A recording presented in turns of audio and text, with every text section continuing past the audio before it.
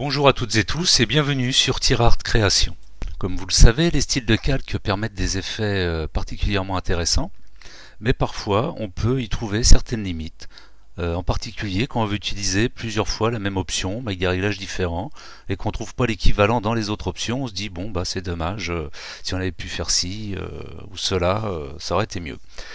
En fait, on va s'apercevoir dans ce tutoriel que c'est particulièrement simple d'empiler plusieurs styles de calque sur un même objet pour pallier à ces limitations.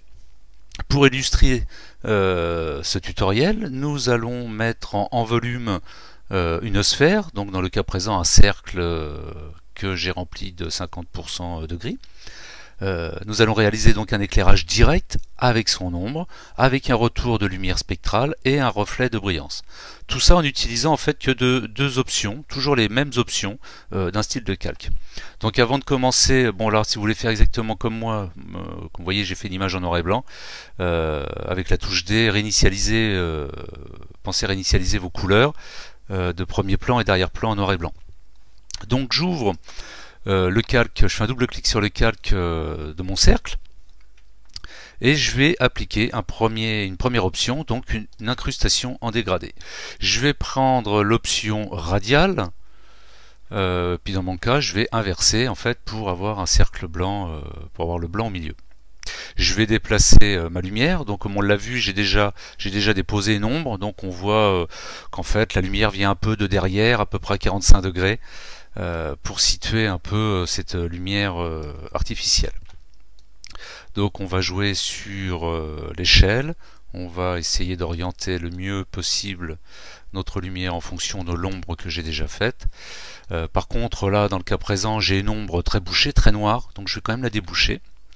Donc je vais enlever un peu d'opacité, voilà, comme ceci.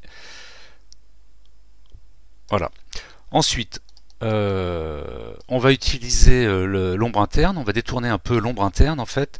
Là j'ai de la lumière qui vient rebondir sur la surface, ça éclaire ma sphère, mais ça éclaire aussi mon environnement, et toute lumière rebondit, hein, et donc cette lumière va venir éclairer le dessous de la sphère. Donc pour créer cet effet, je vais me servir de l'ombre interne, que je vais détourner par défaut. Je vais changer son mode en superposition et je vais remplacer le noir par du blanc, comme ceci. Ensuite, avec la taille, on va jouer un peu sur le flou, à peu près comme cela. La distance, je vais la régler à la main. Par contre, je veux reproduire les rebonds du sol.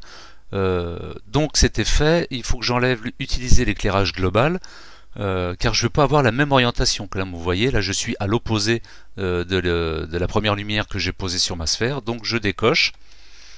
Et donc là, je vais venir faire donc ma petite lumière spectrale. Par contre, je vais peut-être descendre un peu la distance.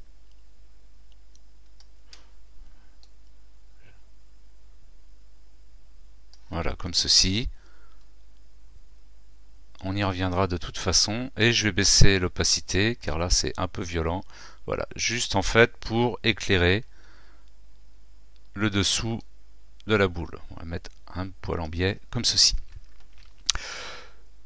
Pour déboucher mon ombre, j'ai baissé l'opacité de mon dégradé. Mais ici, là où j'ai la lumière, j'aimerais quand même avoir une aura beaucoup plus marquée, beaucoup plus forte. Surtout si je pars du principe que le matériau de ma boule est brillante, elle devrait bien attraper la lumière. Donc là, malheureusement, je peux pas puisque j'ai déjà appliqué un réglage. J'ai déjà joué sur l'opacité justement pour déboucher mon ombre ici qui était trop noire. Donc je valide. Qu'est-ce que je fais? Je vais dupliquer mon calque avec les styles de calque.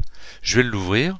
Par contre, par sécurité, je sais pas en fait là si ça aura de l'incidence, mais par habitude, on enlève l'opacité du fond, voilà comme ceci. Donc j'enlève dans les fusions avancées, dans les options de fusion, j'enlève en fait, vous savez, j'avais rempli mon cercle de 50% de gris, j'enlève ça pour ne garder en fait que les effets. Donc j'enlève ombre interne pour l'instant, je reviens sur mon incrustation en dégradé. Cette fois je vais travailler que la lumière, donc je vais garder mon dégradé, par contre je vais changer le mode normal. Je vais le mettre en superposition. Comme ça, il n'y a plus que le blanc qui va avoir des effets et plus du tout le noir. Donc là, je vais réduire en fait la partie blanche. Donc là, je me retrouve plus qu'avec un cercle. Et je vais venir accentuer. Vous voyez, si je l'enlève, ça c'était mon dégradé du début. Je vais venir rééclairer. Ici, frapper un peu plus fort ma sphère. Peut-être baisser un poil encore. Voilà, je vais rééclairer comme ça. Pour avoir en fait une lumière qui s'attache un peu plus à l'ombre portée que j'ai mise au sol. Donc mon ombre interne, bah, elle c'est pas nécessaire. J'ai déjà. Alors par contre l'ombre interne, on va s'en servir. Donc si je vais quand même la cocher. Par contre là, on l'avait mise en bas. Bon, ma lumière spectrale est très bonne. Je vais faire l'inverse. Je vais venir la mettre ici pour accentuer l'arête en fait face à la lumière. Donc hop, on va juste changer l'angle comme ça, et je vais venir en fait accentuer le haut. Voilà, de ma sphère, comme ceci. Voilà, je valide. Maintenant, ce que je veux faire, c'est au centre de l'éclairage, créer carrément un reflet pour simuler la brillance. Donc, je reduplique de nouveau mon calque. Cette fois, par contre, je décoche l'ombre interne ici, là, dans le menu. Je vais juste avoir besoin de l'incrustation dégradée et je clique directement là. L'incrustation dégradée pour arriver tout de suite là. Là, je vais réduire en fait mon cercle. Hein, n'oubliez pas, on est en superposition, donc le noir de mon dégradé n'est plus actif. Par contre, là, j'ai mon reflet qui n'est pas forcément violent. Donc ce que je vais faire, c'est de superposition passer en densité couleur moins. Voilà, comme ceci. Par contre, je vais le réduire. Voilà, comme ceci, créer mon petit reflet et baisser l'opacité. Voilà, comme cela. Voilà, voilà. Grossir, allez, comme ceci. Je valide. Par contre, ici, là, ma lumière spectrale, elle est vraiment trop, elle suit vraiment trop le bord de la sphère.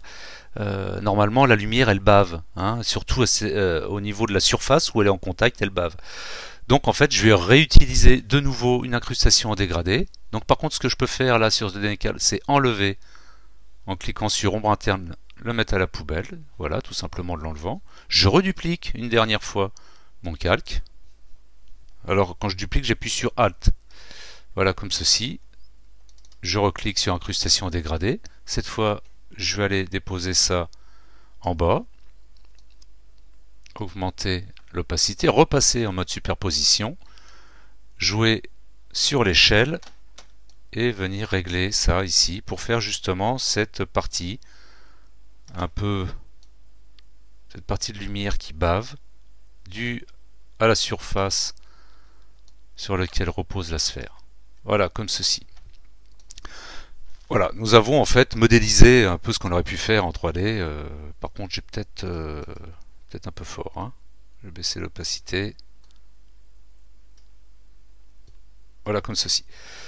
Donc voilà, ce petit exercice. En même temps, ça vous a certainement fait réviser un peu comment fonctionnait la lumière et les ombres.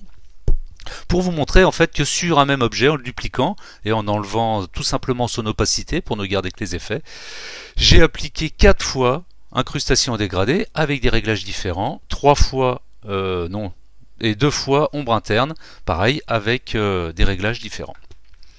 Voilà pour ce petit tuto, pour vous montrer toutes les possibilités des styles de calque. Quand on les empile, on peut aller encore beaucoup plus loin que ce que ce réglage est capable de faire. J'espère que ce tuto vous aidera dans vos créations et je vous dis à bientôt. Bye.